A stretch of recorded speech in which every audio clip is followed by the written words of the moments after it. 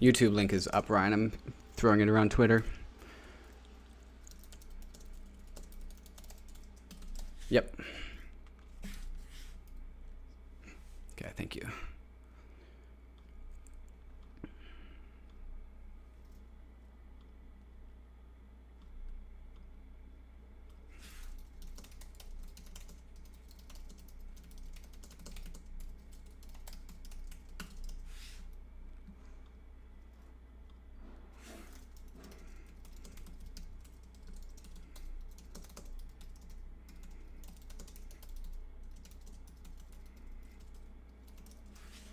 I think the fact that we're advertising that we're talking politics is going to perk up a lot of ears. It's like, oh, they're actually doing politics?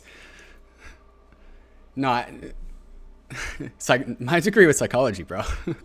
Not political science.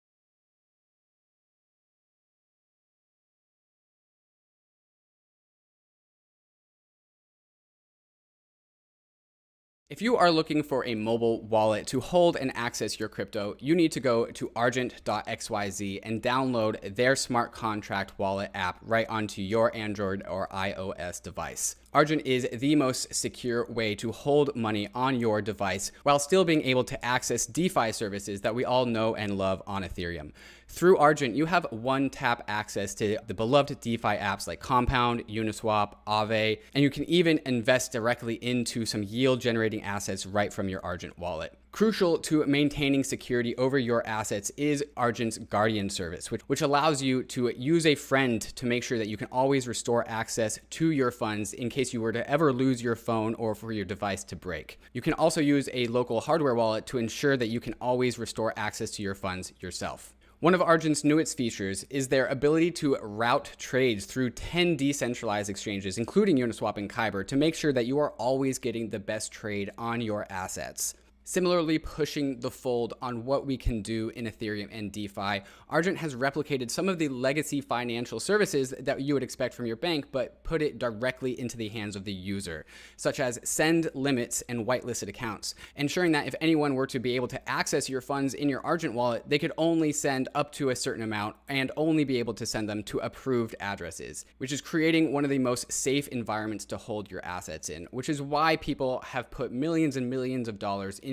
the Argent wallet that they use on their device. In order to see the Argent wallet in action, go to argent.link/bankless and download the Argent wallet on iOS or Android today. We're also brought to you by Monolith. Monolith is your cool new DeFi account, your DeFi savings account, your DeFi checking account. Except the cool thing about the Monolith DeFi account is that it gets software updates, right? You actually get to increase the usefulness of this over time. So here are some of the features. Monolith is a smart contract wallet with a lot of the features that you would expect if you've come to know DeFi and what it is. You can add money to it. You can put that money to work in Compound and accessing yield. But you can also swap through Uniswap. What was cool with Monolith is that they will send you a very sexy Monolith Visa card that connects to your Monolith smart contract wallet on Ethereum. So it's a really awesome tool to live a bankless life with a savings account that gets software updates. So this is something that you're never going to find out in the real world, but you can still do real world things with real money, like buy your groceries. So that's just fantastic. Coming soon to Monolith, actually already here to Monolith, is now you can buy DAI and get it sent to your wallet directly, right? So it's also being an on-ramp. So you don't have to go through your centralized exchange like Coinbase or Gemini or wherever.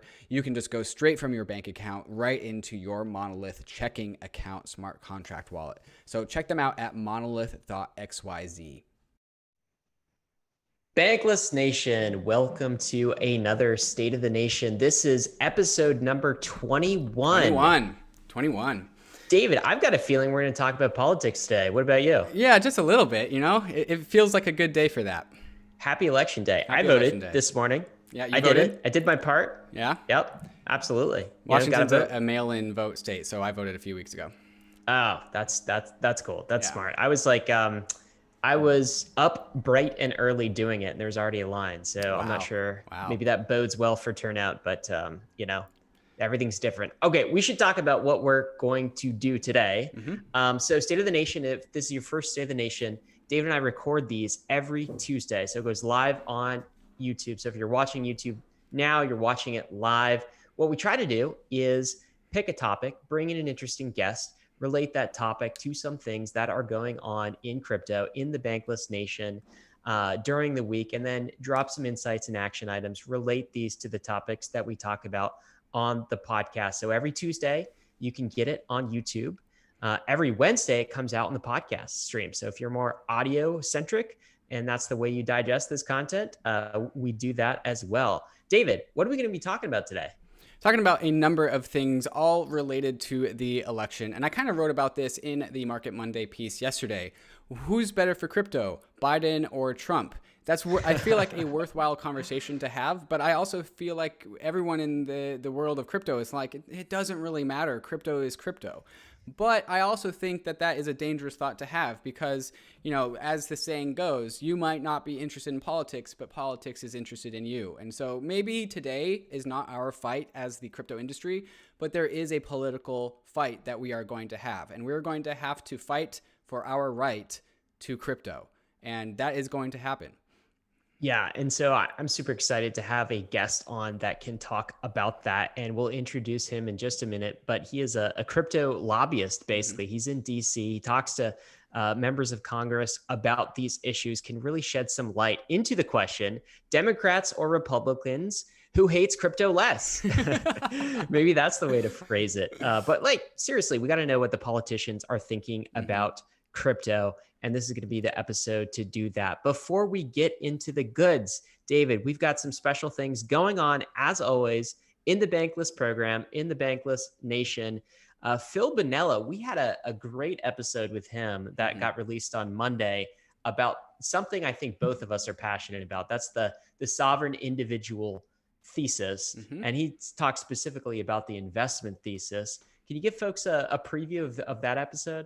Yeah, and I think that's actually a fantastic conversation to have because it is pretty decently adjacent to politics, right? We were chewing on a title for that piece, Crypto is Political, in the sense that crypto is a political stance of anti-authoritarianism and pro-individual, right? But then we decided to go with the title, Crypto is Empowering, talking about all the way that cryptography, not necessarily cryptocurrency, but the concept and institution of cryptography is empowering and changing the world landscape, which is relevant to politics that we might talk about in this episode.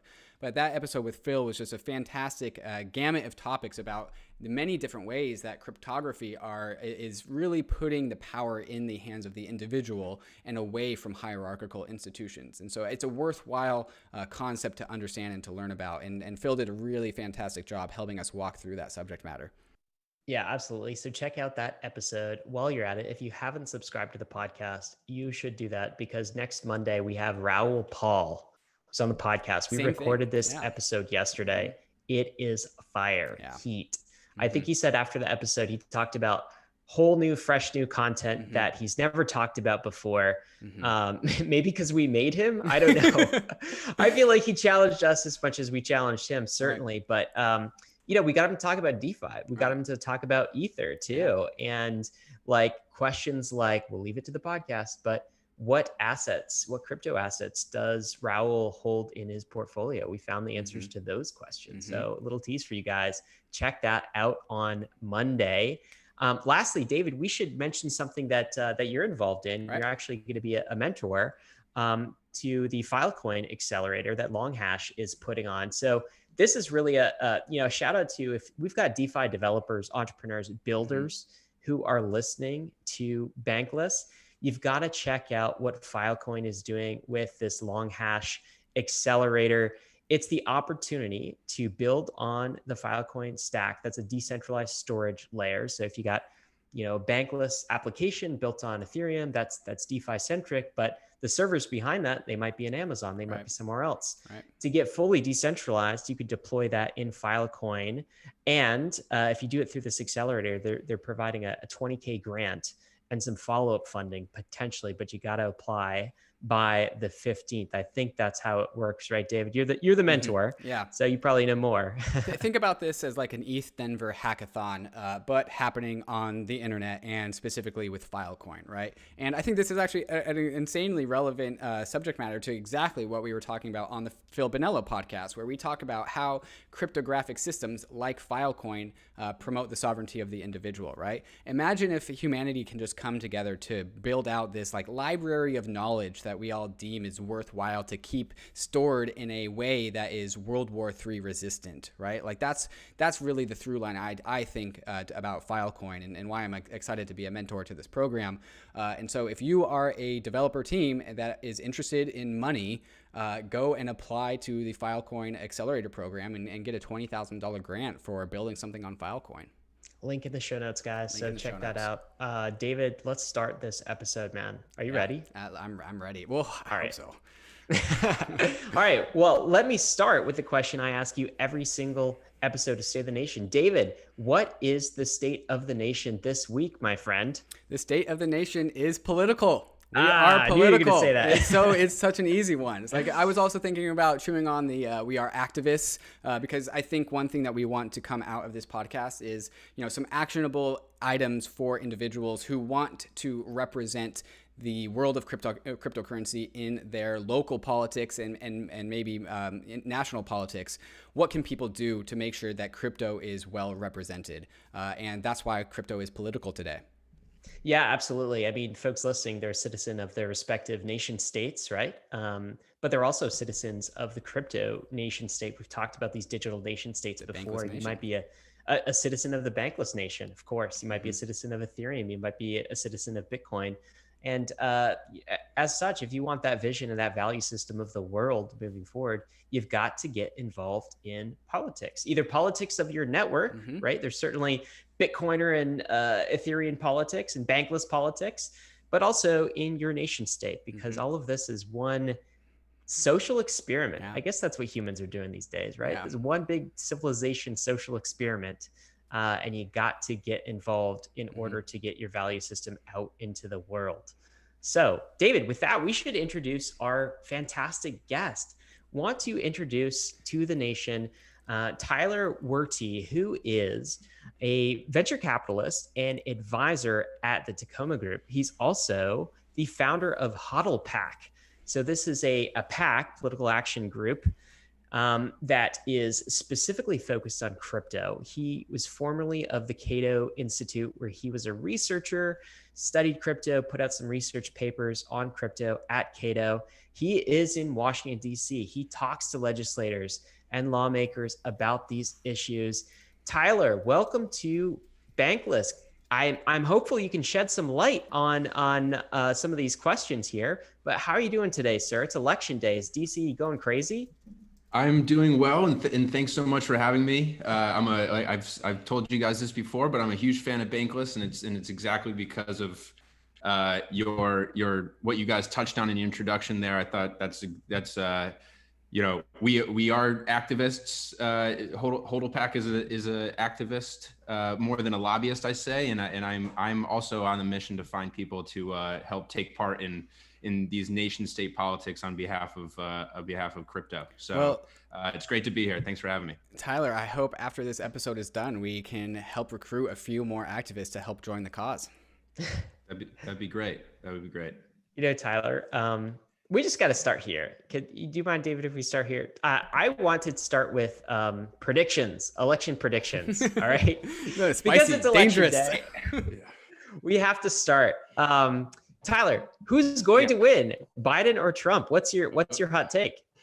All right. Well, so I don't know is the best answer to that question. I did tweet out a 270 to win chart this morning with my predictions, with the caveat, however, being that my fantasy football team isn't very good this year, so I haven't been good at this kind of thing in 2020. But my chart has Biden 271 and Trump 267. Final electoral college that I stamped it this morning. That's my prediction. We're looking at it right now. Is there a hash of this on the Ethereum blockchain so that it's immutable and you can't delete it if you're wrong? Unfortunately not. No, you caught me there. However, a couple other predictions. I think we're going to have record turnout. I think that's been widely expected this year, given all the the increase in absentee ballots and in mail-in ballots. Besides from that, I think we're going to see a lot of partisan bickering. I think that's a good safe prediction as well. Oh boy, sure. Yeah, I'll bet on that.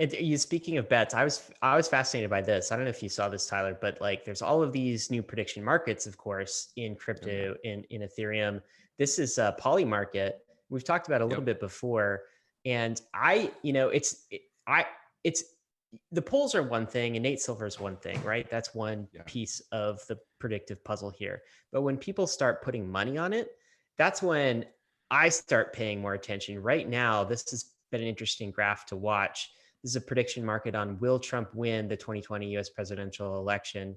So 61 say no, he will lose. So Biden wins. 60% are saying Biden wins. For about 40% are saying Trump wins, and they're betting money on this to the tune of there's been about 3.5 million in trading volume. Lots of trading volume. That's a high number Yeah. for prediction markets, especially in a cryptocurrency context. Yeah, like pretty impressive, pretty interesting. I guess it mirrors your prediction, but I'm going to be watching this actually myself for the rest of the day because it goes up and down based on new information coming in. Kind Definitely. of interesting. Definitely. All right. I think that I do. So real quick though, I think that is super interesting. I'm primarily interested in seeing, obviously whether it's right. You know, I think Yes. this is like our first, like we're having liquid prediction markets. Yes. And probably not as liquid as they need to be to like really truly be, predictive or trust, like, we can trust it to be predictive. Who knows whether people are hedging their positions or doing, who knows what the people that are participating in the prediction markets are, like what their motivations are. So I think it'll be interesting to see how that shakes out compared to the polls later this evening. Well, hang on. I do want to bring up a point there because it's not a job of a prediction market to be right. It's only a job of a prediction market to illustrate probability, right? And so Trump can still win the election, even though he was, quote unquote, the underdog for a prediction market, because it's just about the probability of the winning rather than the actual what's going to happen or not. That is actually, that's a very good point. Very good point. That's why you host Bankless and I don't. Fair enough. Well, I do think that what's going to be interesting is like how quickly this market responds to new information coming in, right? So Yes. if one candidate or the other starts winning states, you'd expect the favorability to increase or decrease. Yeah, that's right. Like in one direction or the other based on information coming in. Anyway, fascinating. We should get to the main event here, Tyler. It's great to have you on. So Thanks. Can we ask about like Joe Biden versus Trump? All right. So these are our two alternatives, at least in the US. How are you thinking about these outcomes as they relate to crypto? Is Biden better than Trump? Is Trump better than Biden? What's better for our bags, Tyler? That's what we want to know. Well, so that's a very good question. I think you mentioned in your intro, some people say it doesn't matter because politics doesn't touch Bitcoin or in crypto generally. I think your point in refutation of that is a very good one. But some people think it doesn't matter just because what actually matters is the bigger picture. What happens in the election overall? What happens in the in the House and the Senate? What happens after the election, whether Trump or Biden wins, depending on who they staff in their, at the agencies and in the administrative state, if you will, that matters a lot too. So whether it's Biden versus Trump, obviously has repercussions, and I'd love to get it, and I plan to get into those with you. But it's a bigger question, right? It's what happens in the overall picture of our of government, post election. But that real quick, that staffing thing is important, right? Because Absolutely. Does the executive branch, correct me if I'm wrong, but they pick a lot of the probably the administrators that we hear of a lot in crypto, like the SEC. The folks that are SEC chairmen and women, like Hester Pierce, it's kind of crypto mom known in the space. That would be an executive branch pick. Is that right? That would be the presidential pick, as well as CFTC chair, like the folks that recently brought enforcement against BitMEX. I mean, these are things that are impacting our industry. And is this all coming from the executive branch, essentially, the president? Absolutely. Yeah. So there's this saying in Washington, and it's, maybe your listeners have heard it before, but, personnel is policy, right? And Wow. I think, stamp that, everybody take notes. That has a lot to do on the when it comes to, the pertinent regulators to crypto, who the Biden or, Trump second-term Trump administration appoints to head these agencies has a big impact. I think there's and you mentioned a few of them. There's the SEC, which deals with securities laws. There's the OCC, which we've heard a lot about recently with Brian Brooks as comptroller of the currency. who's been doing a lot of, and he's he's pretty bullish Ethereum. That's the last quote. So I think you're thinking of CFTC chairman Heath Tarbert there, who said he said he was bullish Ethereum by name, which was great. Brian Brooks on the OCC side has issued a lot of guidance in recent months. He's been very active since coming on as comptroller. He's basically giving the green light in some ways for banks to get into crypto, which is very pertinent to your guys' thesis. Giving them the green light to custody crypto assets. That was a big thing, right? Is that what custody crypto assets? There's also guidance related to stable coins and stuff like that too. There's so the alphabet soup of financial regulators, as they say. You have the SEC, the OCC, the CFTC, the CFPB, which is the Consumer Financial Protection Bureau. All of these places, will have either new appointees in a Biden administration, or they'll have possibly new or continuing on from a Trump administration, the last 4 years of the Trump administration. Real quick, I want to get back. We want to get back to like which one's better and that sort of thing in a second. But real quick, FinCEN, is that all executive? Is that one of the acronyms you just threw out there? So FinCEN is actually FinCEN is within Treasury. Okay. Now that I'm live, I'm hoping that I'm not wrong on that. But FinCEN is part of Treasury. That is actually not a politically appointed position. That's administrative. But of course, obviously, whoever is Treasury is, right? Treasury Secretary is. There are plenty of political appointments in Treasury that decide basically the priorities of Treasury. So I'm glad you brought FinCEN up. I was going to mention them later. And also Department of Justice, I guess. William Barr has had more to say about this kind of thing lately. Absolutely. This is what happens. The administrative state has, bloated to it's a big weapon that either side can pick up and point at the other.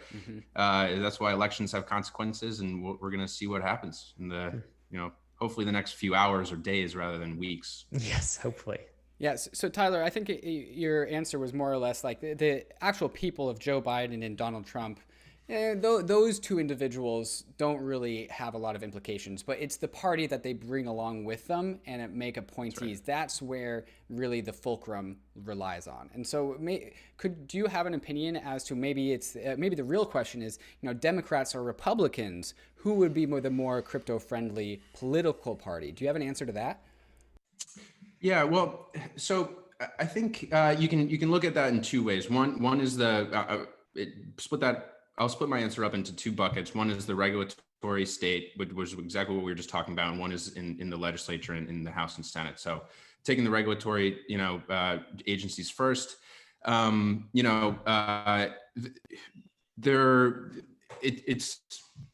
it's hard to say exactly how any Democrat appointees will either will react to some things that have happened under the Trump administration. For example, will the new OCC person on the Democrat side undo things that Brian Brooks has done, or will they leave those in place and then maybe add on to them or whatever else? It's hard to say. Again, personnel is policy. It's gonna come down to whether there's a huge Democratic wave, right? Maybe they get a mandate to be a little more progressive in certain agencies, and then we might see different than if there was a slight Biden victory versus where moderates are more in charge, and so all these things are going to be watched very closely by people in DC.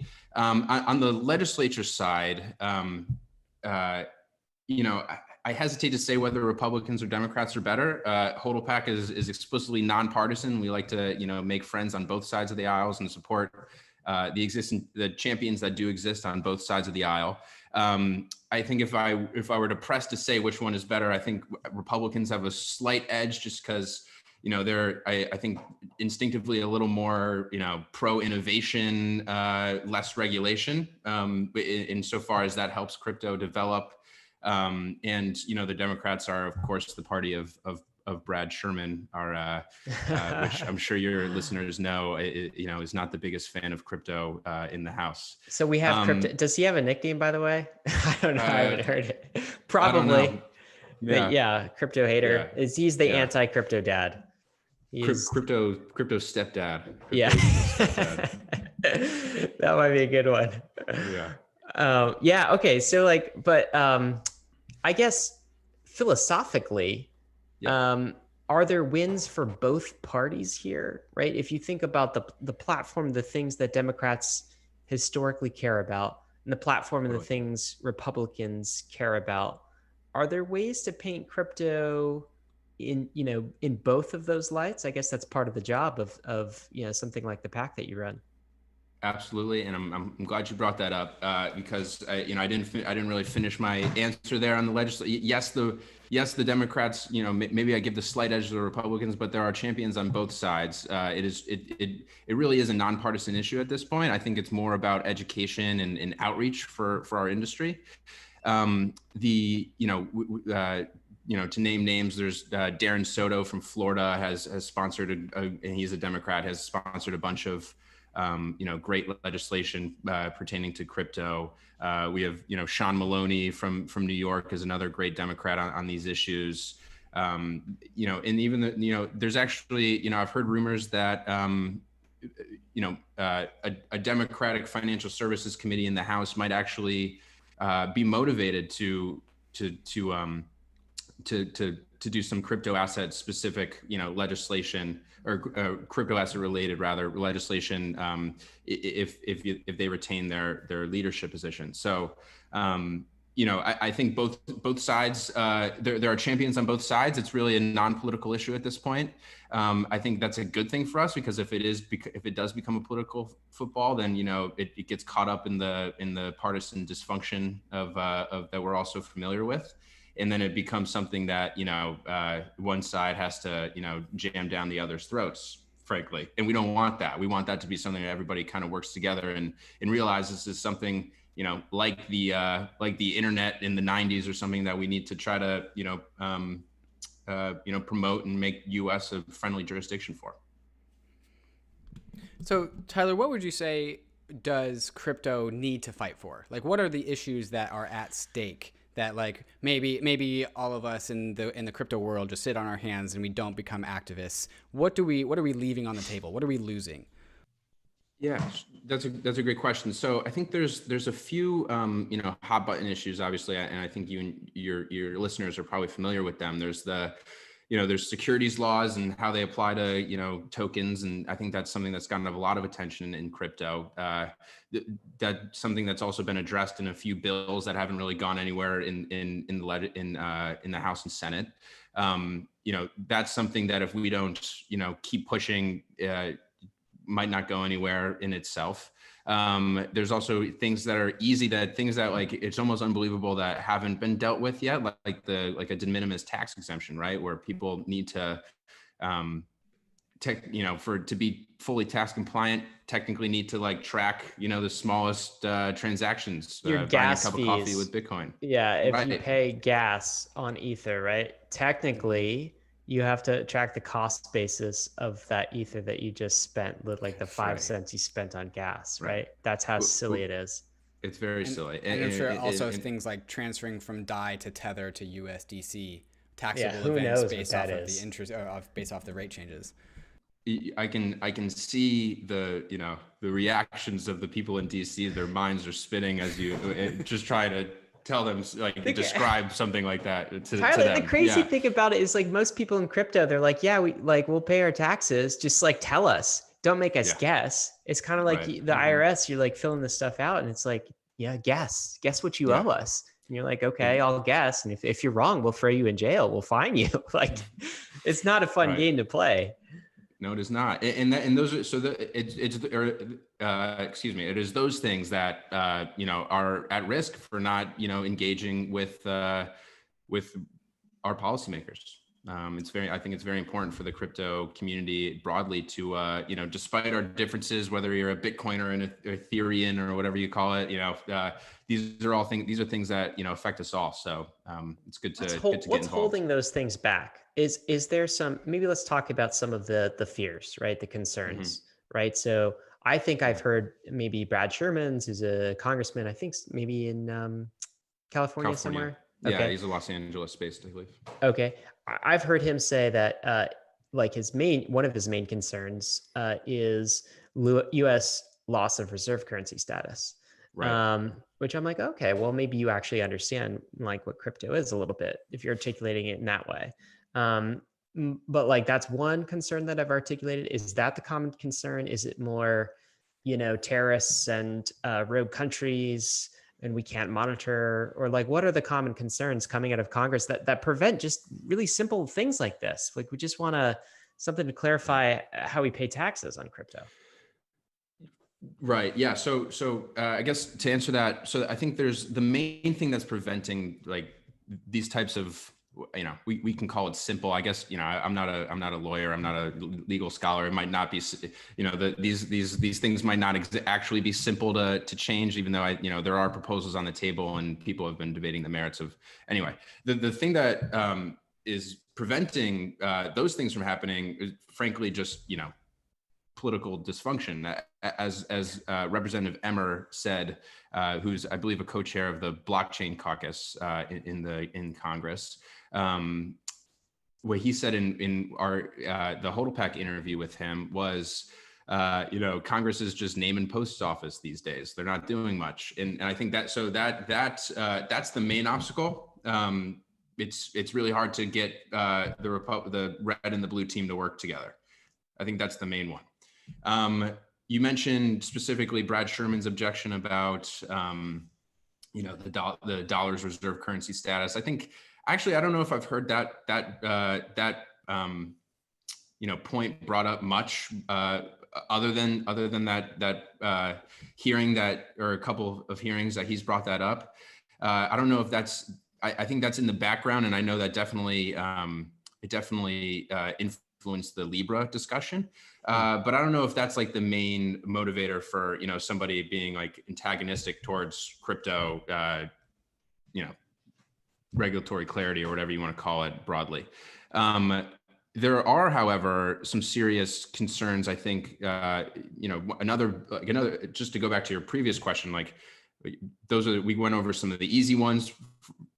Some of the harder ones are some of these things that, concerns about hosted versus unhosted wallets when it comes to money laundering. Like these things are huge issues. And you mentioned FinCEN and, previously, this is directly related to that, is that, if we don't engage with policymakers and as a community say that, we want to be using these products and we want a bankless future rather than having, to work with the banks, then, we could very well see a future where, unhosted wallets, anybody's MetaMask on their browser is prohibited. Usage of that is prohibited or severely restricted. And obviously, that's an existential type of threat to crypto, and we don't want to see that happen either. And so, Tyler, that seems to me like the issue, right? The number one issue. And because there's a ton of incentives here at play. A bankless world where we can all have our own infinite number of MetaMask wallets and we don't have to ask permission to, send money between each other. That is cutting out middlemen. And that is middlemen that exist in the legacy system that have funding dollars and lobbying efforts and want to retain the status quo and could perhaps likely push narratives such as money laundering and criminals in order to say like, hey, crypto's dangerous and we need to babysit our citizens by making walled gardens that protect them, right? And so we can make sure that, when you have your PayPal BTC, that you only ever send it to another PayPal individual. What I'm worried about is that when it comes to lobbying, which is kind of basically how you get what you want in the political landscape, the status quo and the legacy institutions have all the capital in the world to lobby, and the crypto world doesn't seem to be very well organized in order to get these lobbying efforts done to retain some of these core principles that underpin our entire industry. How do you think about these things? Yeah, I think that's a great point. So a couple of things come to mind.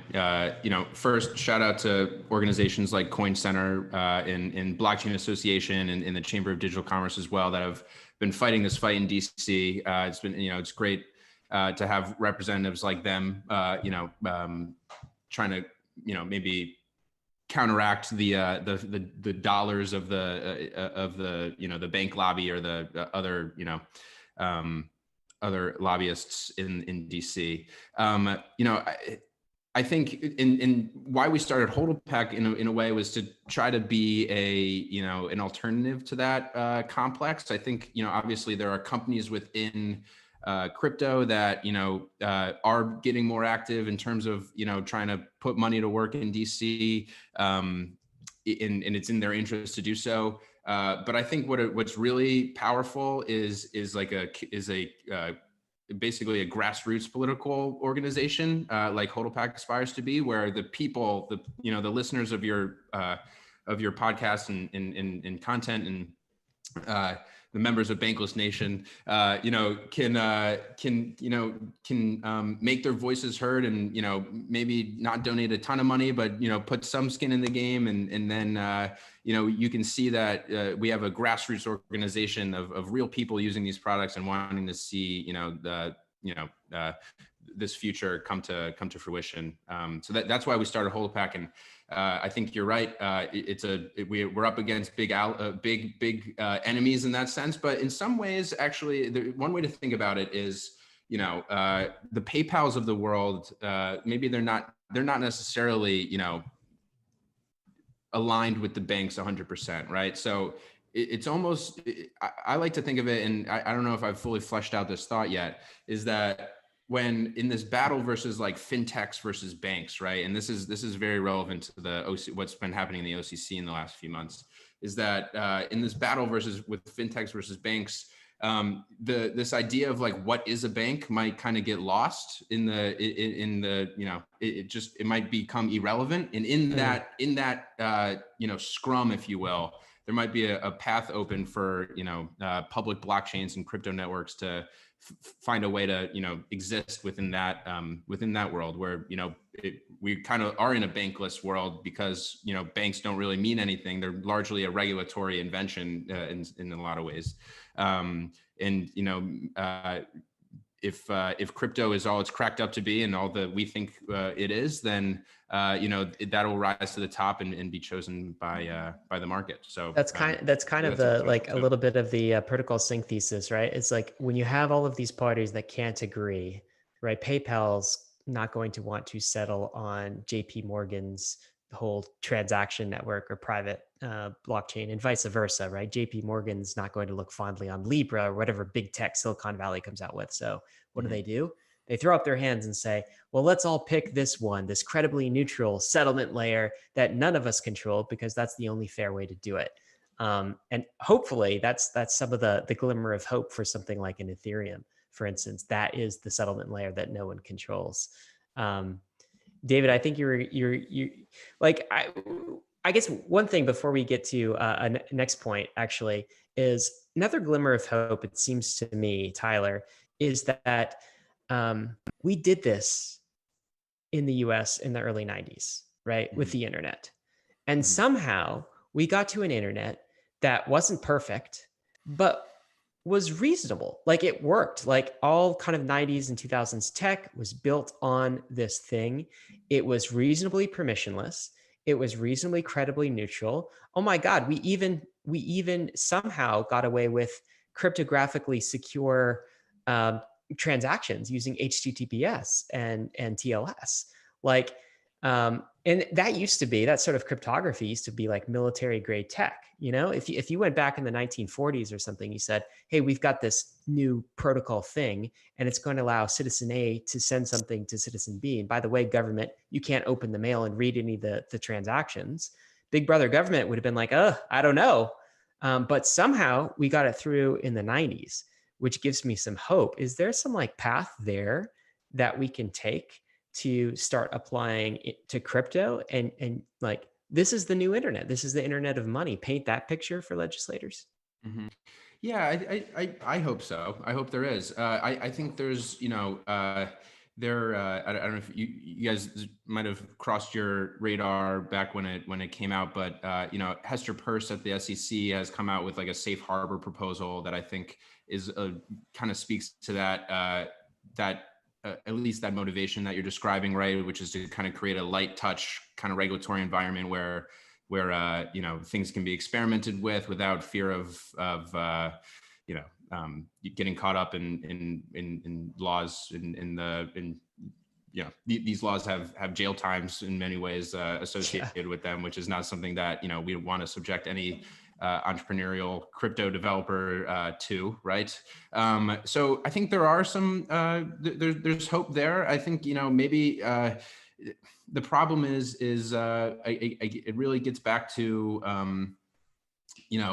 there needs to be the political will to try to create to do something similar to the 90s as you were describing with the internet. And who knows whether that will ever be there. I certainly hope so, and I know that the organizations that I listed off, like Coin Center and Blockchain Association and HODLpac, will be working to try to get people there. But I guess there's only we'll see, right? It's up to us to try to engage and get our representatives one by one to that point. So Tyler, we asked about like what do we have to lose, and that kind of illustrates a game of versus rather than a game of collaboration, right? So what happens when the world of crypto, our industry, thinks about collaborating with the nation state and we actually work together, right? What do we have, and then we also win our political battles? Like, what do we have to gain that makes the world of crypto a more fun place to live in? Like, it's less costly to, it's not less a separated world, right? We have the Bankless nation and we have the legacy nation state. And what happens when these things come to meld because we won a lot of the political battles? What can you kind of illustrate that kind of world? Yeah, that's a great question. I'm not thinking about this. I'm not sure there's necessarily like a silver bullet that like is going to, create the utopia that we're we were hoping for. But I do think, I mean, maybe this is not really what you had in mind, but I'd like to take the question in this direction, and you can feel free to shoot me down if not. But I think there are a lot of things that the crypto industry community, whatever you want to call it, can teach and help, government with. For example, like the biggest thing that comes to mind is this, emerging debate around like the digital dollar, right? Like people in DC have been talking about this forever, or not forever, but for this year a lot. Frankly, there's not a lot of, depending on who you talk to, you get different definitions of a digital dollar. One, is, something like a Fed account, right? And everybody has accounts at the Fed. And I don't think that's I don't think that really appeals to crypto people very much. But, the other thing is, along the sovereign individual thesis, along the bankless nation thesis, are token-based digital dollars that, people that give people financial privacy and don't subject them to the type of surveillance that the banking system does now, especially with and pay attention to the travel rule stuff that's come out from FinCEN recently. That's going to lower the threshold for information gathering on transactions. Follow Jake Travinsky and Jason Stomensato on those issues. They're very good. Quick plug for my friends. But the question a lot in DC, I guess the best discussions about the digital dollar come back to like, how do we enshrine, what are supposedly American values in this new form of money that like might exist, right? And I think the crypto community has a lot to teach in DC, frankly, about that, about what they care about, and I think what crypto cares about are the things that I just mentioned, and that I think appeals to a larger audience, especially when you kind of juxtapose it with the Chinese digital currency initiatives, and how that's kind of basically the opposite of what we're talking about. So, I don't know if that was quite your answer or question, David, but that's kind of in my mind, in the optimistic world where government and the crypto community are working well together, like that's what comes out of it. Tyler, we have so many more conversations that we want to get to. I'm particularly interested in HODLpac because I hear that you guys use quadratic voting to figure out how to allocate funds. We want to get into conversations like that, but we're going to have to take a break and talk about some of our sponsors that make this show possible. Great. If you want to live a bankless life, you need to get a hardware wallet. There is no alternative for storing your crypto in a self-sovereign fashion. That's why I have 4 ledgers that I use to manage my different crypto assets using the Ledger Live account as well. Ledger Live is like your home base for managing your Ethereum, DeFi, and crypto accounts. It does a really good job of aggregating all of your different Ethereum wallets if you are the type of person that uses more than one.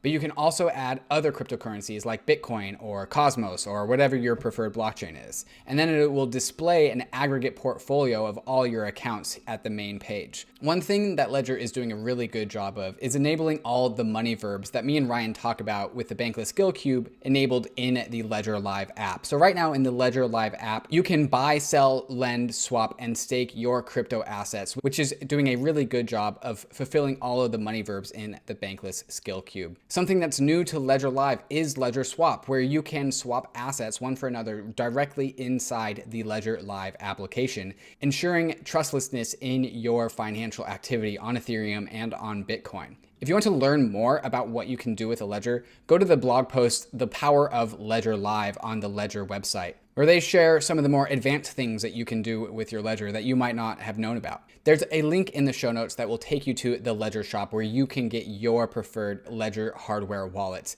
I personally like the Ledger Nano X, but I also have both. They're both great options. When you own a ledger, you own your own assets in the way that they have been designed to be held by the user and the user alone. So go get your ledger today to make sure that you are as self-sovereign as possible. The Bankless State of the Nations are brought to you by Yearn. Yearn is DeFi's first self-building community-run project, which I just get really, really excited about. Yearn is a system that seeks out yield in DeFi, and it does that in a number of different ways. A very aggressive way is with the vaults, where you can deposit your preferred asset of choice, and different DeFi experts will come in and generate a strategy for what to do with your deposited token, right? And so it'll go find ways to get yield in that deposited token in DeFi. For those who want to just earn yield on their stablecoins, the Earn system is for you, where you can deposit your preferred stablecoin and Yearn will go and figure out which money market on DeFi in DeFi is producing the best interest rate, whether it's DYDX, it's Compound, or Aave. It looks around DeFi to see where the yield is coming from, and it directs stablecoins automatically so you don't have to. Check them out at yearn.finance to get started, and also check out the stats page to see what other people are doing as well. All right, Bankless Nation, we are back with Tyler Werty, and we're talking all things politics, particularly on this day, the Biden versus Trump election. We covered a lot so far. Tyler, when we left off, we were just talking about central bank digital currencies. And I think you indicated that that sort of could be a catalyst for some movement if it feels like Congress is in sort of a stalemate, isn't doing a lot of things. Sometimes it takes this shot across the bow, this catalyst to get them moving. China is moving full steam ahead on their central bank digital currency. At what point does a US Fed coin, some sort of a central bank digital currency, just break through the impasse and sort of the status quo and become top of mind? Are we getting close to that, do you think? Are there mumblings? Are there rumors in DC that the US needs a strategy for central bank digital currency? Yeah. So, like I said, when you say digital dollar in DC, it depends on who you're talking to and as to where they take it, right? So, I think there is if you're to do like the Google Trends of DC conversations, right? Like the digital dollar would have had a spike in 2020. Like people are talking about it more. Yep. Where that goes is a great question, and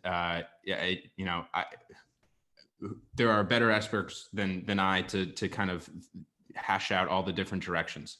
But I think there is an increasing chatter about it.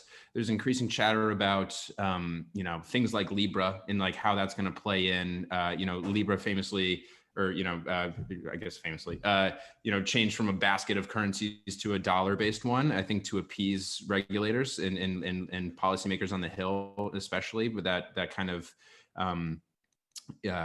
Because that was a big concern of them was dollar supremacy and the role of the dollar in the global economy, and threats to that. But I do think there is potential for it. I think, unfortunately, again, it depends on like what happens today. With the Democrat, I think the Democrats are more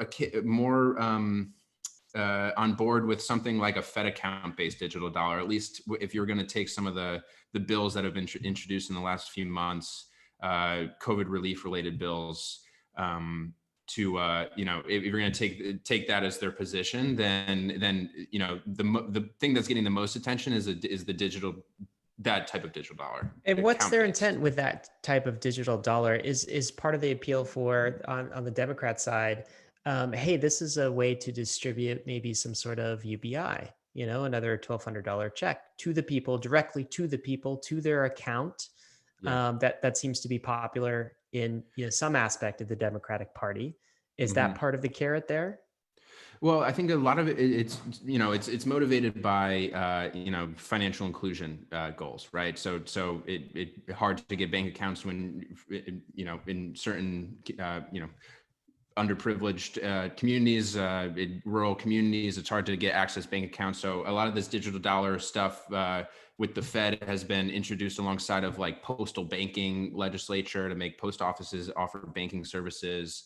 It's been and definitely motivated by COVID relief related, economic relief related efforts, which could technically, you said UBI set the infrastructure for a UBI in the future. I would presume that to be, compatible.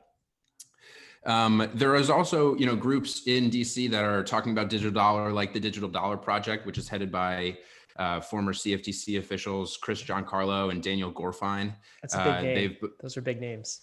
Big names, yes, absolutely, and they have political weight in DC as well. They've been advocating for something different, something like more of a token-based digital dollar with roles for private industry, having some type of role in that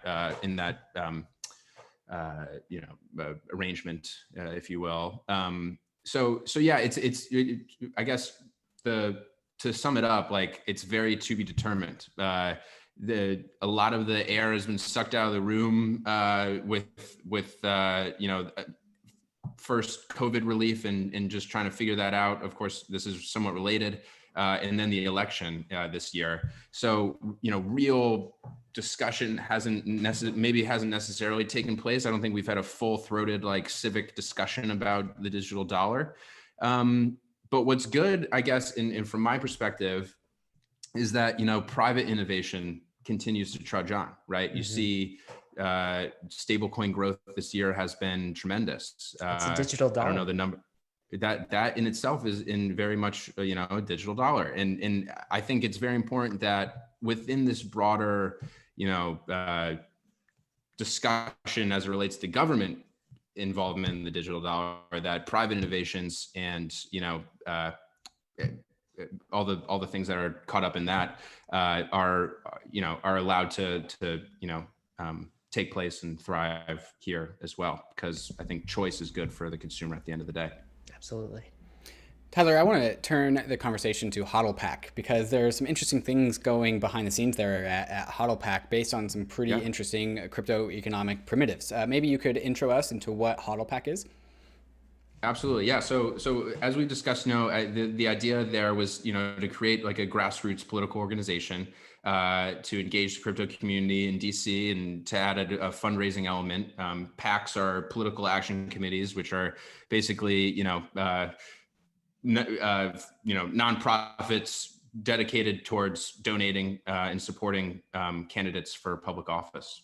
So HODLpac is and HODLpac, tomato, tomato. Here we go. I think I've said that on every podcast I've been on. Everybody pronounces it differently, but I'm not going to change at this point. But I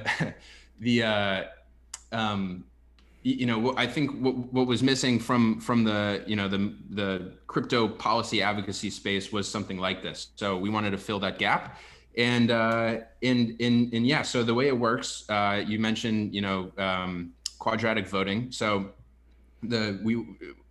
I was thinking about how to create one of these things for the crypto community, and of course I want to make it crypto native, and I want to make it so thusly make it community governed. And obviously there's laws, FEC rules around PACs and how to do things, so we can't go full board in the crypto native direction quite yet.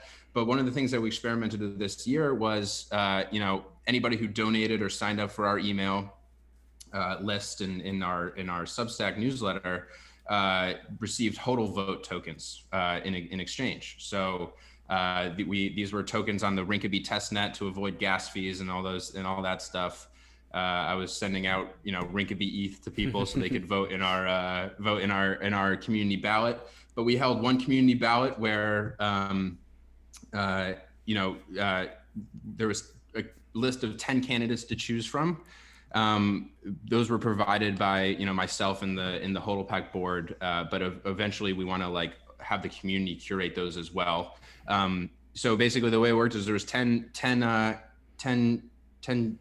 candidates to choose from. The people who had HODL votes were able to connect their MetaMask to the community ballot page, and then we use quadratic voting for how to buy the votes for those candidates. So if you had however many HODL votes, and the way quadratic voting works is the first vote costs 1, the second costs 4, third costs 9. So we thought that was a good way to kind of level the playing field between the whales that were donating a lot and the people who frankly we want to engage, the people who just giving $20 here and there.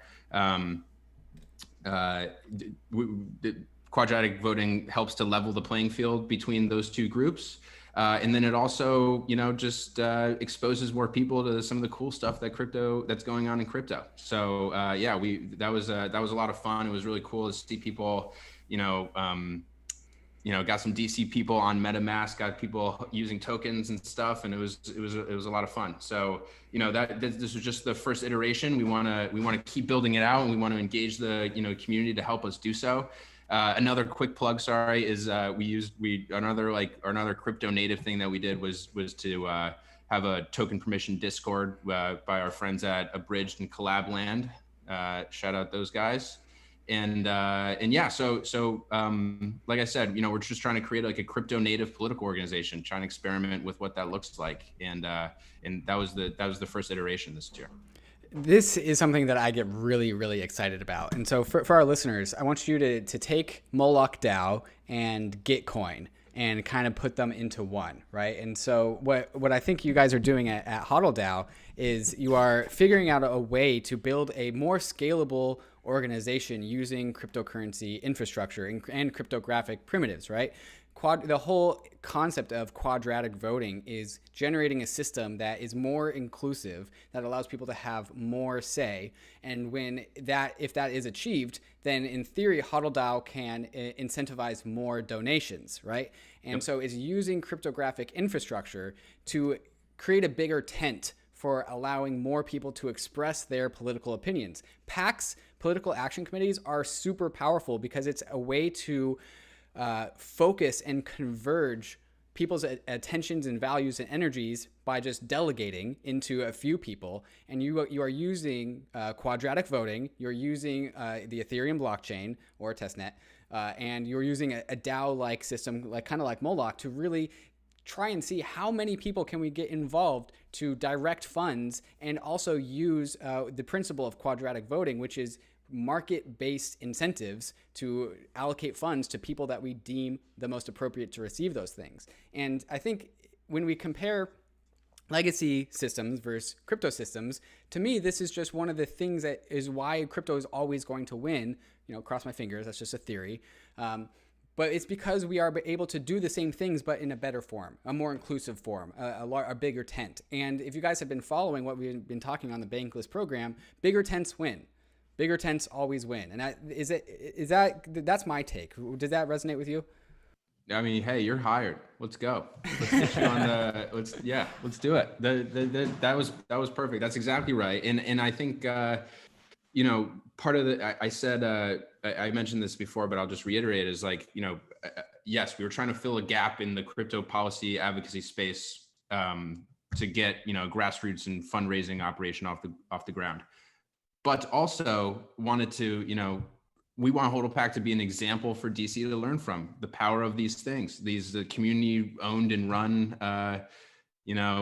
digital first organizations. Like I want DC's brains to start turning and thinking about the potential of these things. I think both, so yes, couldn't have said it better, David. Thank you. It's kind of cool because, what is a PAC if not a capital pool, right? That influences policy. And what's a DAO? Ethereum in crypto. Yeah, what's a DAO? I mean, we happen to be pretty good in DeFi and Ethereum at capital pools. So global capital pools. So there's one thing we know how to do. Like we do know how to do that. Mm-hmm.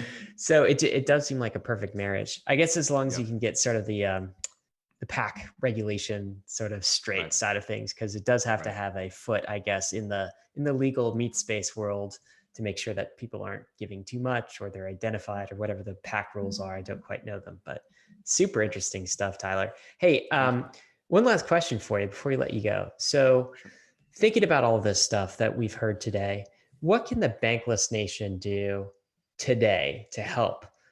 David talked about the state of the nation is political, and he used the term activist. What's our role? What can we do right now? Yeah, well, thanks for asking. I'm happy to plug HODLpac again. So, I think, first of all, let me say that as I am,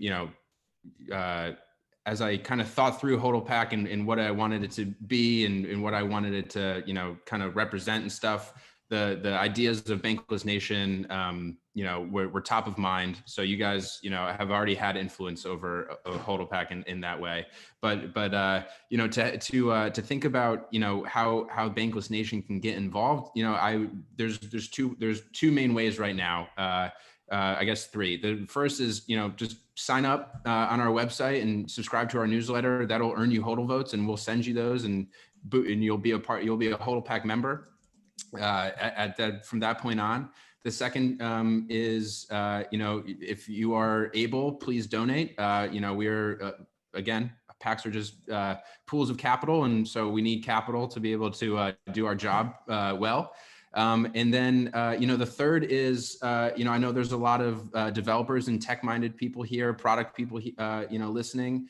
My DMs are open on HODLpac's page on Twitter, as well as my personal page. If you want to get involved and to help us build the next gen of HODLpac for 2022 and beyond, please send me a message or reach out at hello@hodlpac.org. That's awesome, Tyler. Any of that will work. And on that donation piece, if someone is interested in donate, they want to donate, they can't do it in crypto today, as I understand, but I'm sure that's coming soon. But what do the funds go to? Are you pushing the agenda of crypto, everything we talked about today in DC? It'll go, so the donations go to, they go to HODLpac, and then they are dispersed to candidates based on the decisions of the community. There's some portion of the funds that go to just kind of running HODLpac. We're basically over that hill, though. I think that a lot of our founding donors kind of set us up well for that. So some portion will go to things like compliance, like monthly, compliance costs. But we're striving to get as much as, as high a percentage of every dollar that's donated to HODLpac back into donations to candidates, to try to build a, coalition in Congress to do all the things that we've been talking about today. Okay, very cool. Interesting. I don't know all the subtleties of how that sort of works, donations to candidates, but I'm sure money, I do know that money makes politics go round. And if crypto wants a place in the political sphere and meat space, we need to be at the table. Tyler, it has been fantastic to have you on Bankless State of the Nation. Thanks so much for joining us, sir. Thanks so much for having me on, and keep going with Bankless Nation. Hopefully we can get as many of the ideas that you guys talk about translated into, DC, and they can catch on there as well. So thanks, guys. Well, awesome. Tyler, thank you for being the vehicle to which so that we can actually get that done. Great. All right. Bye, guys. Take care. David, wow, that's pretty eye-opening, man. Like, lobbyist stuff is very, very interesting. I think I do wonder about the future of this. We definitely need to be involved in some way in these conversations in DC, and it seems like PACs and having representatives in DC is a way to do that. What are some of your takeaways from that? Yeah, I think my biggest takeaway is like, and I think I learned this lesson in 2016 where like, you don't really get to opt out of politics, right? Like you don't get to just sit on your hands and say, politics isn't for me. I'm not really interested in it. Because like I said at the beginning, it doesn't matter if you're not interested in politics because politics is interested in you, right? And so if you're a listener to the Bankless YouTube, to the Bankless Nation, Bankless Newsletter, Bankless Podcast, that means you're interested in crypto. And that means you're interested in crypto growing into its maximum potential. And if you're interested in that, therefore, you're interested in protecting crypto from, people that might not have the same incentives as you are. And again, like that's why PACs exist in the first place. Maybe crypto's not your deal. Maybe it's I don't know. And insert your political interest here. There's a PAC for that, right? And the reason for that is because it's more efficient and more scalable to just send money to a PAC and make them do the labor for you. Right? That's what a PAC is it coordinates and centralizes labor and focuses it, right? It's like a lens of influence. And crypto is going to have its PACs too. And so, HODLpac, I think, is a great mechanism to figure out how can we make crypto aligned with the rest of the world and not against the rest of the world, right? Yeah, I agree. There's a part of me that's a little divided on this because money in politics, I would argue, is certainly not ideal. But this is also the world that we live in, right? So we are post Citizens United cases. This is how things happen in DC. So we have to be pragmatic about it as well. And speaking of being pragmatic, David, you wrote this great piece on Monday talking about the election outcome, and I do think it's worth talking about really briefly, but. You basically made the argument that, hey, like the question on everyone's mind in crypto is Biden or Trump going to be a good thing or bad thing for crypto? And you kind of changed the dichotomy a little bit, and you said, well, it's less about who wins and more about certainty versus uncertainty, right? And it's almost the way in which the candidate wins or loses could lead to more uncertainty. And I think part of what you're saying is sort of uncertainty bad, like generally bad for markets, but also you're kind of making the claim too that there's an element of crypto does thrive on a little bit of global uncertainty. It can thrive in the chaos. But I think the larger point of the article, and maybe that's where the title came from, is that while this chaos is going on, the eye of Sauron, like that being sort of the government in this case, is not pointed on crypto. And that's probably a good thing for now because crypto is just a baby. It's a small little hobbit, if we're using our Lord of the Rings. And it's got to grow up into a big, strong hobbit before it can like take on, Sauron in his tower here.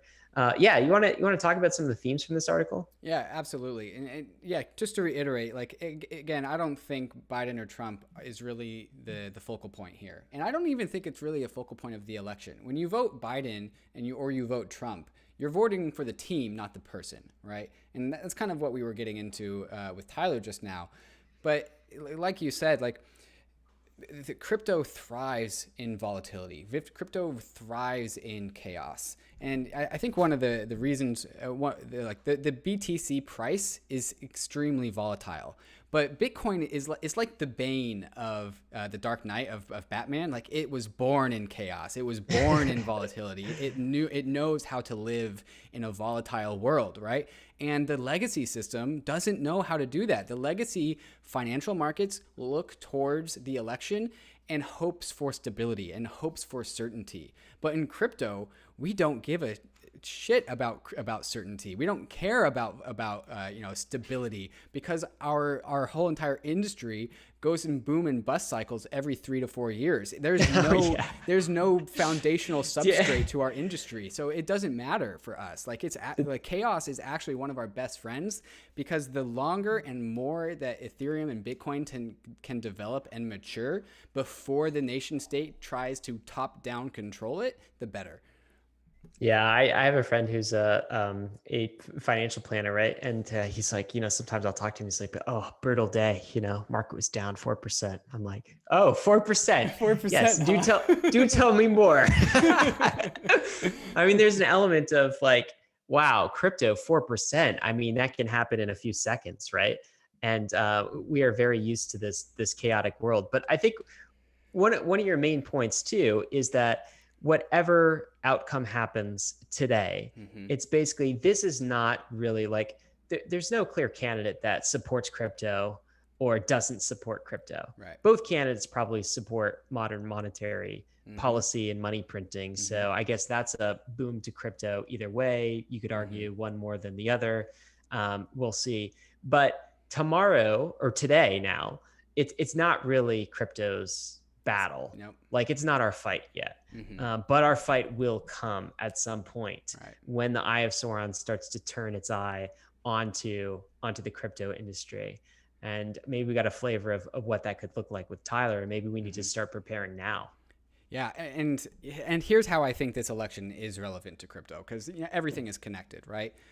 In my opinion, the radical left, the very loud left, kind of has the Democrats. They've kind of controlled the Democrats, right? And the radical left wants stimulus, right? The left is running on being the pro-stimulus party. But we even saw Donald Trump flash an anti-stimulus tweet like 2 weeks before the election, and then immediately backtracked and was like, "No, we're definitely doing stimulus. Just kidding. I wasn't. That tweet was a mistake. We're definitely a pro-stimulus party as well." And so I think the populace of the American or the government, the parties, the political parties, are held hostage by the people who want stimulus, because we gave them a little bit. Like, they got a taste of stimulus, and they're like, "Well, why can't we have more of that?" And the parties are like, don't have an answer to that question, right? And that is how we think that we are converging on an MMT, a pro-MMT environment, no matter what. The MMT is coming, right?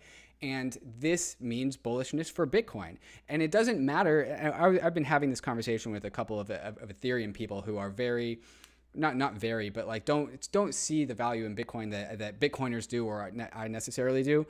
Bitcoin doesn't need to do anything other than be alive, because MMT makes it really difficult to allocate capital, right? The equity markets are really highly priced. Like Amazon shares $3,000. That's insanely high priced. And so people are looking at, like, with all this MMT going on, where do I park my capital?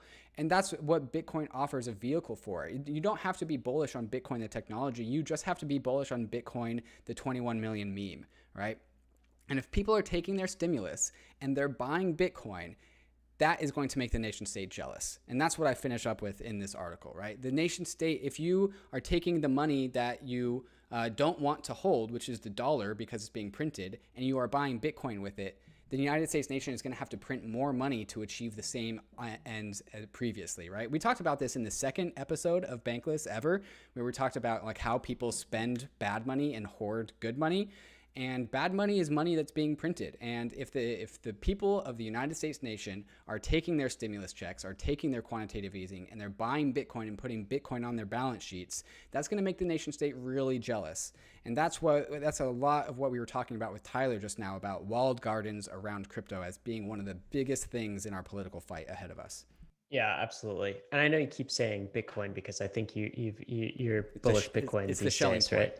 Right. So, I would definitely broaden that to say non-sovereign assets, right? Sure. And I'm personally more bullish Ether in these dark times of MMT. But yes, both can serve as a non-sovereign, unaffected by MMT policy kind of shelling point asset. And definitely, I mean, Bitcoin is the first that people, the dude on the street hears, right? Can we talk about something else? Hang on. So since you brought up Ether, yeah, so Ether plus EIP 1559. Think about this: when you get inflation and issuance of money. Wait, are you trying to redeem yourself with the ETH bulls Yeah, now? I'm trying to that you redeem were talking myself. about. Okay, carry on, sir.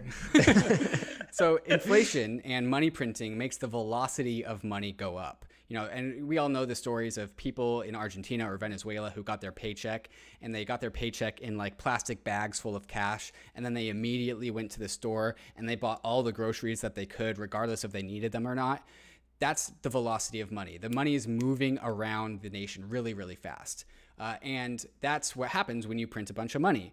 And so think about the combination of EIP 1559 on Ethereum, which burns Ether as a function of the amount of transactional volume on Ethereum and an increasing velocity of US dollars, which there are a ton of on Ethereum. And so I think the reason why I speak about Bitcoin as the anti-MMT asset is because that's the Schelling point. But when people get okay with Bitcoin, they're going to look elsewhere in the crypto world, and they're going to see Ether, the asset, which grows commensurately scarce as the growth of the Ethereum economy grows, but it also is getting deleted by the velocity of US dollar stablecoins going around the Ethereum network. And they're going to see Bitcoin as a disinflationary asset, but they're going to see Ether as an actively deflating asset that is actually becoming more scarce based on as a function of the money printing of dollars. That's my thesis. Gateway drug to understanding Ether right now, good or bad, is definitely Bitcoin. Bitcoin has had a 10-year history to show the world what digital scarcity looks like. Ether's had a 5-year history, and EIP 1559 and staking hasn't even kicked in yet. So agree with you there. Long-term horizon. Did I redeem myself? I don't know, man. I canceled? You tell us in the comments. I'm okay with your takes, David, as always. All right. Hey, let's talk about something else I've been thinking about. I know we're going a little long here, but I was thinking about this post our Raoul Pal episode. And Raoul Pal, like his perspective, I don't want to put any spoilers here, but part of his perspective that's probably different from our own was basically this, if I could distill it down. Like we were talking little Bankless, right? And I think he understands, he values the permissionless open layer of all this innovation, all of these free markets, right?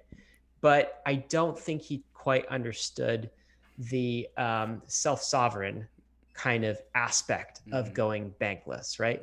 I think Raoul Pal, his answer to why use Compound like versus like a Coinbase or a BitMEX or something, it was like, well, I'll just use whatever gives me the best rate. I don't really care. And whatever is the most, like, I don't care about the thesis of self-sovereign bankless money, because I think his take was basically, guys, we've already lost the battle for privacy and freedom, right? He said at one point during our conversation with him, David, this stuck with me. It's like, look, they're already tracking everything you do on Google.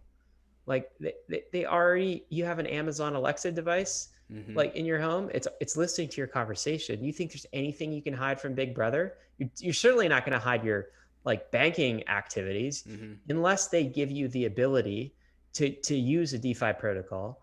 They can simply, strip that ability away from you. We've already lost the battle for privacy and freedom, is what Raoul Pal says. And therefore, he thinks about the space with a little bit of a different lens than you or I might. I'm sorry, I tweeted this out, like just a poll. Have we already lost the battle for privacy and freedom in the digital age? 40% of people said, yes, we lost. It's just Twitter informal poll. 60% said, no, there's hope. What do you think? I think that I'm surprised that the yes, we lost is so high. 40% think that we've already lost. That's pretty high. I do think that, we just have more information about the intricacies of Ethereum and DeFi than I think Raoul does. And I think Raoul's counterpoint, however, was that, we are perhaps a little bit more like revolutionary than the typical individual, right? Like we are on the bleeding edge of DeFi. Like we try all the DeFi apps, we drink the DeFi Kool-Aid, we drink the Bankless Nation Kool-Aid of being completely self-sovereign in the most, to the nth degree. And I did appreciate his take where he said, he kind of alluded to like, not everyone is going to be that far on the spectrum of being a revolutionary, right? And so I appreciate that. However, I think also Raul perhaps underestimates or maybe doesn't even think about the creeping authoritarianism of the nation state, right? And America, land of the free, home of the brave, based on freedom, values of freedom. I think people don't think that that's possible in America. But like I said at the end of that Market Monday piece, like when there's a bunch of MMT going on and people are using that freedom to sell their dollars and buy Bitcoin, that's going to make the nation state pretty upset. And so I think the jury's out on how much America can really retain its, freedom freedom brand, because it's already been, like you've said, it's already been lost, right? So I think the trend has to actually stay the same for the Bankless thesis to play out. So I agree with you, of course, all of that. And like I skew revolutionary, and that's why we're hosts. that's why we're wearing the shirt, man. That's why this works. But like, Raul puts his hat on. It's like, I'm the pragmatic trader perspective, and he has a different take. But I want to ask you this, right? For all of, let's say I agree with you, right?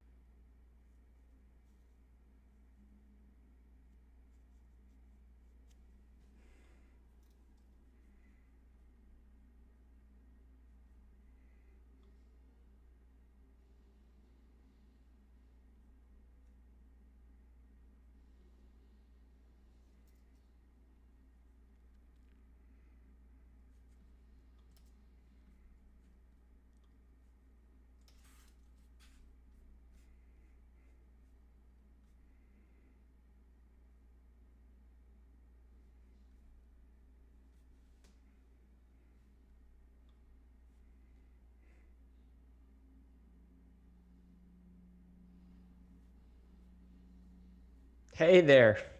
Okay. Technically, we're still streaming, by the way. Wow. Yeah. Well, welcome back. All right. Interference. I don't know what just happened. That's never happened before. There's going to be a little bit of a 2-minute break in the YouTube. We still got 20 people watching though. Wow. They're wondering what happened and where we went. Yeah, so, we got canceled. We'll just stitch this together. Yeah. Will you turn on your video, Ryan? Yeah, let me do that. There we go. How's that? And we're back. And we're back. Hey, like nothing happened. Not Nation at all. state shot across the bow, maybe. Like we said the words nation state a little too many times.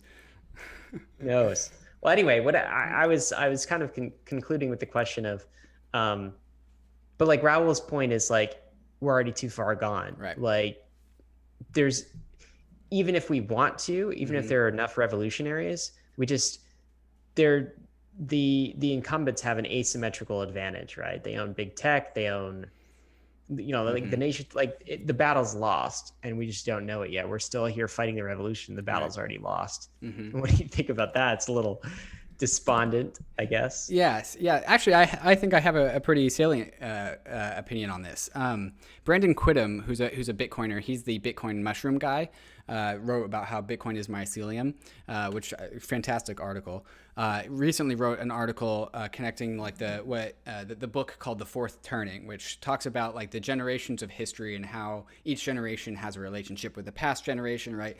The way that your parents raised you was impacted by the way that their parents raised them, and we impact the generations going forward. And part of the thesis of his article in that book is that currently we are in a time of high chaos and low order.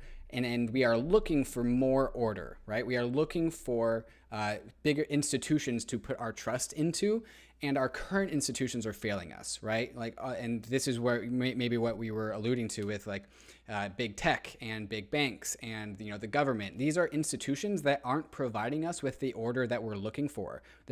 Everyone talks about how there's no trust in institutions anymore. And I think that's what Raul is kind of illustrating. It's like, yeah, we've already lost because the institutions, we don't trust them, and they've already captured all of our data, all of our privacy. We don't get. There's nothing we can do about it. There's nothing we can do about it. What Raul, I think, is discounting or not including in his thesis is our ability to make new institutions that we can trust, that we can leverage. And I think you're also pointing to like a generational shift. To those new institutions, right? It's like the existing incumbents who run the institutions of today won't always be in power. Right. That's exactly right. And the way that our generation and the people of our world look to discover order by relying on institutions is going to be different than Raul's generation, right? Like, I don't think Raul knows about Tornado Cash or Aztec or other privacy implementations on Ethereum. I don't think he understands how close privacy is to anyone with a MetaMask account on Ethereum, because this privacy is just one transaction away and it's only getting better. I'm not sure Raul has gotten to that point about Ethereum and DeFi yet. Absolutely. Well, that's reason to be optimistic, David. That's cool stuff. I like that take, and it's a good counter. But folks, definitely tune into that podcast on Monday, and you'll hear sort of his take and a little back and forth on that. Hey, David, last thing, because we should wrap it up before the government shuts us down again. BAP sales. Okay, BAP sales. So what's happened? Like, it was last week around this time, we reintroduced BAP sales on Balancer. I think it was Wednesday, maybe not Tuesday. And this was an auction on Balancer. What's the price as of today? I guess while you're talking about this, I could go look it up. Huh? Yeah. So actually, I think we should start about what the price was last week. And so last week when we started this thing off, we started the BAP price at the highest price that it was sold at Uniswap before the price got too high, and that was $1,200. That's what we started the Balancer pool at this time around. And for those that are just tuning in, the way that this is different with Uniswap, the price starts at a threshold and then it moves up as people buy more. That's how Uniswap works. With Balancer, the price starts high and actually moves low, but it still has that Uniswap element where if there's more buyers, then the price will go up. But over time, the price ticks downward. So it's a little bit of a game. We started the price at 1,200 DAI and it's currently 649 DAI. That's cool. Like, so yesterday, somebody poked it yesterday. It was like in the 500s or something, right? Yeah, it was 538. And so now that it's at 650, it looks like somebody went and bought one. So somebody bought, it goes up.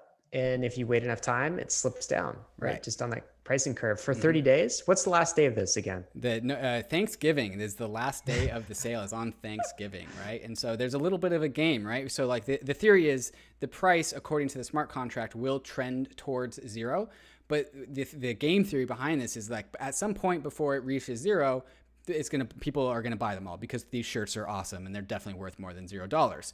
And so some point between $1,200 and $0, all the BAP tokens sell out, right? But there's also a little bit of game, like say the BAP price goes down to $400 and then someone buys one and then it goes back up to 480, but then someone buys another one and it goes up to 550. So while it trends downwards, it can still go up because of the way, AMMs work. It's a combination of AMM and Dutch auction. It's super cool. It's going to be cool to see other tokens released in this fashion. We're just kind of like using it very early, paving the way. But this is a really cool shirt. There's a price point, David, where I want to pick up number 2. I'm not going to tell you what that is because you're my game theoretic front run you adversary and you're going to front run me. But there is a price point where I'm swooping in and I'm going to grab another Ethscape shirt. I'll tell you, I'll go ahead and leak this alpha because as soon as it hits roughly the cost of shipping, I'm buying all of them so I don't have to go shipping anymore. There you go. So there's our guessing game. Somewhere between 0 and that price, and where I swoop in and buy my second is where you should be buying if you're listening to this.